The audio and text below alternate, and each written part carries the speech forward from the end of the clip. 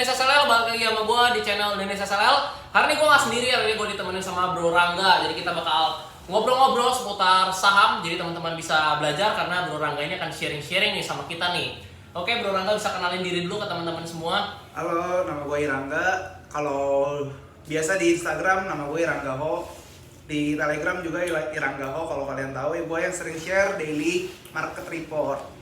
Oke, jadi Bro Rangga ini salah satu part of Sekolah Saham Indonesia. Dia banyak berkontribusi, bikin daily market report, dia juga kasih analisa kadang-kadang. Nah, buat teman-teman semua, kita bakal belajar hari ini dengan Bro Rangga. Nah, jadi gue pengen bahas nih sebenarnya tentang saham dong pastinya. Teman-teman pasti udah gak sabar nih pengen denger cerita dari Bro Rangga tentang saham itu gimana sih, pasar modal itu gimana sih. Cuman sebelum kita masuk ke inti pembicaraan, mungkin Bro Rangga bisa kenalin dulu dulu sekolah di mana, kuliah di mana, di bidang apa, industri apa, terus supaya teman-teman tahu dulu, karena kepepatah mengatakan bahwa tak kenal maka tak sayang. Oke. Jadi gue dulu kuliah di Atmajaya. Jurusan apa? Jurusan bioteknologi. Habis itu gue lanjut lagi sekolah nutritionist. Gue ambil sertifikasi nutritionist dari US sama dari UK. Terus gue bisnis di bidang F&B gitu. Oke. Terus sama jadi consultant. Kalau misalnya kita berbicara capital market nih, pasar modal, Bro Rangga sendiri udah kenal capital market itu udah dari tahun kapan sih? Udah berapa lama sih? Gue kenal capital market, pasar modal itu udah dari gue SMA. Tapi kita SMA kan kayak masih buta gitu ya. Kayak edukasi segala macam tuh jarang banget. Cuman pernah dengar lah saham itu apa gitu ya? Zaman-zaman dulu itu rata-rata dari sekuritas tersebut dia kasih kayak seminar, sekolah segala macem. Nah, zaman dulu tuh kayak gitu. Jadi kayak misalnya sekuritas A gitu. Dia zaman tahun 2000 berapa ya? 2012 gitulah pokoknya. 2012 sekuritas A misalnya buka seminar. Nah, yang ikut seminar itu dikasih pelajaran dasar, habis itu selesai dari itu dibuat rekening sekuritas gitu. Oh, itu berarti masih zamannya satu lotnya 500 lembar ya, Bro Rangga ya? Itu udah jadul banget lama banget ya. Nah, kayak sekarang udah gampang ya, tinggal pencet-pencet handphone apa segala macam udah. Itu belajar juga. udah Digital juga. Jadi Bro Rangga ini udah duluan nih di capital market dari saya, umurnya juga lebih tua dari saya. Oke. Nah, Bro Rangga di pasar modal sendiri kan kita tahu ya, pelaku pasar modal itu ada dua. Sebenarnya ada tiga sih, cuman yang tiga nggak usah disebutin lah. Yang pertama itu kan ada investor pastinya kan, kita invest saham. Habis itu yang kedua itu ada trader, itu kita melakukan trading saham. Nah, Bro Rangga ini lebih ke invest atau lebih ke trading? Gue lebih ke trading. Gue bisa bilang porto gue 20%, 10% sampai 20% itu invest. Oh, jadi invest lebih sedikit, lebih banyak trading? Dikit banget. Oke, boleh ceritain nggak kenapa sih lebih pilih trading daripada invest? Kenapa gue lebih pilih trading? Soalnya kalau gue nggak sabaran orangnya. Jadi kalau misalnya nunggu invest, kayak menurut gue agak lama gitu. Jadi gue pribadi gue ngerasain kalau trading itu lebih apa ya, percentage keuntungan itu lebih gede gitu. Tapi terserah sih, maksudnya mau jadi investor, juga mau jadi trader gitu. juga nggak masalah. Banyak investor yang sukses. Yang penting disesuaikan dengan gaya masing-masing. Iya, mungkin sesuai ya, sama bisa gaya gitu masing-masing. Mungkin Bro Rangga ada trading di instrumen lain apa cuma di saham doang? Gue ada di gold, terus dulu ada di kripto. Sekarang kripto gue offlinein, gue invest di kripto dikit. Gue sekarang full di pasar modal. Oke, kan kalau misalnya kita berbicara tentang trading, mungkin kalau ada teman-teman yang emang udah trader, udah full time trader, atau misalnya yang lagi belajar trading ataupun yang udah advance bisa di trading, itu kan instrumen trading itu sebenarnya ada banyak ya, Bro Rangga. Yeah. Ada kita bisa cryptocurrency, ada forex, ada commodity, bisa gold juga, ada cryptocurrency, bahkan sampai ke binary pun itu sebenarnya trading ya kan.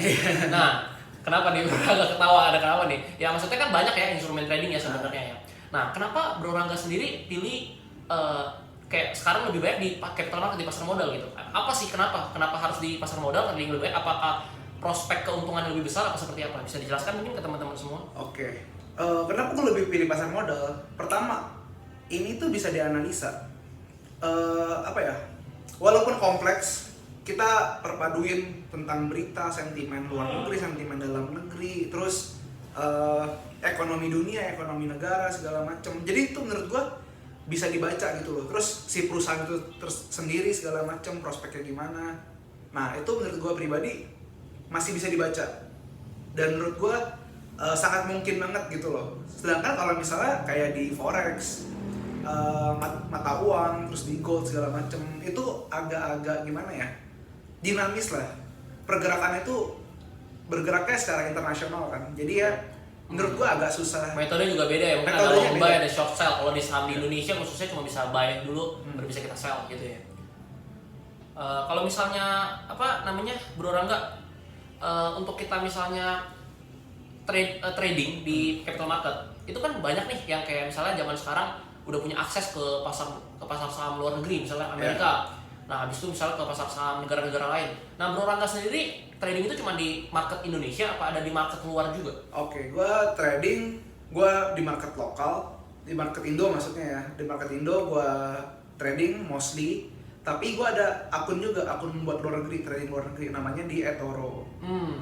Nah, market global ini bisa beli apa sih gitu. Jadi si platform ini, si eToro ini, sekuritas ini, ya bisa beli kayak Alibaba, Microsoft, Apple, Tesla segala macam gitu.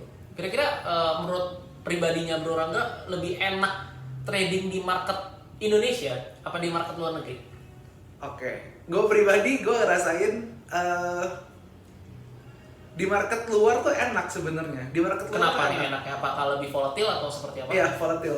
Jadi misalnya di sini kita tahu kan ada yang namanya gap up, open gap pas open market sama gap down kan.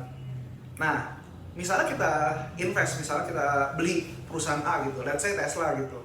Dia sering open gap, gap up, dut gitu misalnya. Lu udah naik berapa persen gitu, itu lumayan banget. Tapi kenapa lebih sering di market Indo? Soalnya ini kandang kita gitu loh.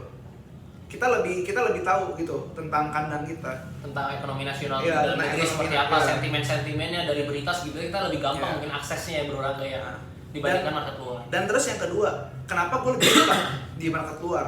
Jujur-jujurannya gue buka-bukaan, jumlah pelaku pasar modal lah di sana tuh Lebih banyak. 60% setahu gue. Lebih banyak daripada di 60%. Indonesia karena Sedangkan di Indonesia berapa ya? 1%. iya, karena mungkin mereka negara maju, kita masih Iya. negara berkembang. Oke, kalau kita berbicara tentang trading Bro Rangga, metodenya ada banyak ya. Kalau yang saya tahu ada misalnya ada scalping, ada ODT atau one day trading, ada swing trading, ada juga positioning trading. Ada banyak tuh metodenya. Oh, ada satu lagi sebenarnya quantitative trading, mungkin nggak banyak yang ngerti, cuman itu sebenarnya metode trading juga. Nah, Bro Rangga sendiri lebih senangnya mana sih? Mungkin di swing atau ODT atau scalping? Gue pribadi gue lebih suka swing sih. Swing menurut gue lebih aman. Tapi di beberapa kondisi tertentu gue lebih ke scalping gitu. Lebih scalping.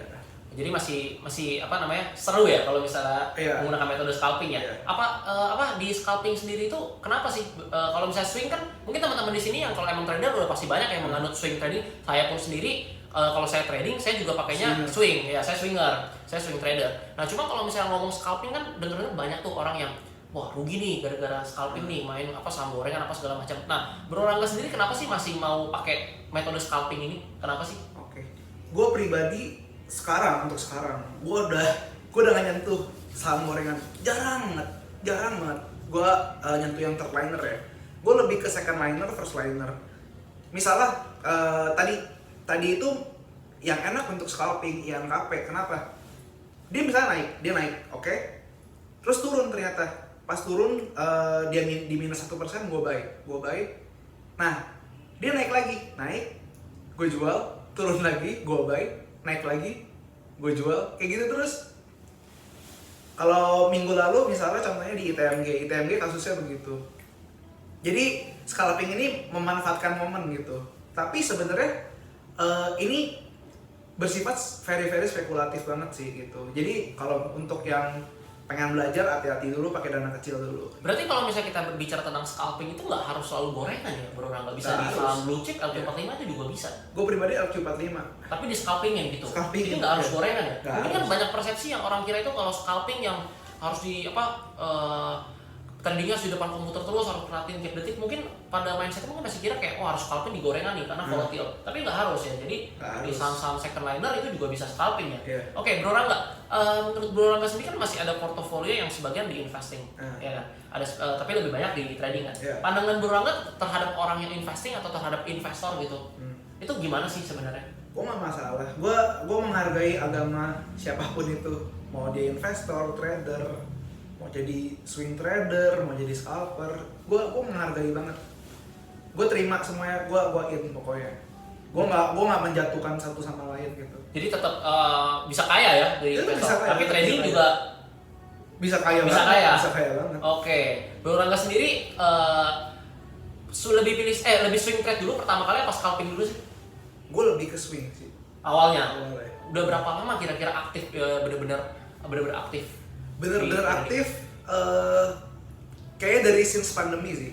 Jadi itu bener-bener tiap hari tuh. Bener-bener tiap hari gitu. Semenjak market crash itu gue jadi bener-bener fokus banget. Oke, udah dibocorin dikit nih teman-teman semua. Jadi Bro Rangga ini sebenarnya full time trader. Jadi sekarang tuh kerjanya tiap pagi bangun jam berapa Bro Rangga? Gue bangun jam 8. Jadi udah siap-siap nih ya, udah siap-siap. Terus kayak udah selesai market baru bisa keluar ya. Kalau masih sebelum jam 3 nggak bisa keluar ya, masih liatin market ya gitu ya. Oke, Bro Rangga, mungkin cukup ini di part 1.